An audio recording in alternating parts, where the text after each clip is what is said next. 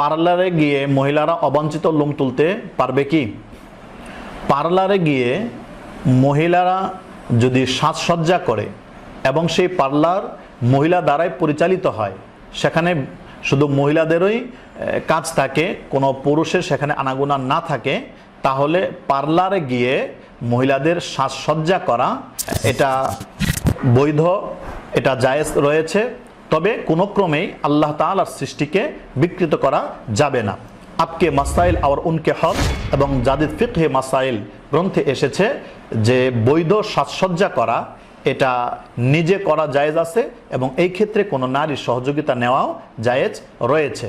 তবে অবাঞ্ছিত লোম পরিষ্কার করা এটা যেহেতু সুন্নত আমল এবং একটি গোপনীয় বিষয় এবং বিনা প্রয়োজনে একজন নারী অপর নারীর সামনেও লজ্জাস্থানকে খোলা বৈধ নয়, সুতরাং পার্লারে গিয়ে অবাঞ্ছিত লোম পরিষ্কার করা এটা জায়েজ নেই। এটা থেকে অবশ্যই বিরত থাকতে হবে এবং এই কাজটি একান্তই গোপনীয় এবং নিজের কাজ, এটা নিজেই করতে হবে। তবে গুপ্তাঙ্গের লোম ব্যতীত শরীরের অন্যান্য জায়গায় যদি কোনো অবাঞ্ছিত লোম দেখা দেয়, তাহলে এই ক্ষেত্রে সেটা তোলা বৈধ রয়েছে, এই ক্ষেত্রে কোনো বিধি নিষেধ নেই। আল্লাহ রাব্বুল আলামিন আমাদেরকে বুঝার তৌফিক দান করুন।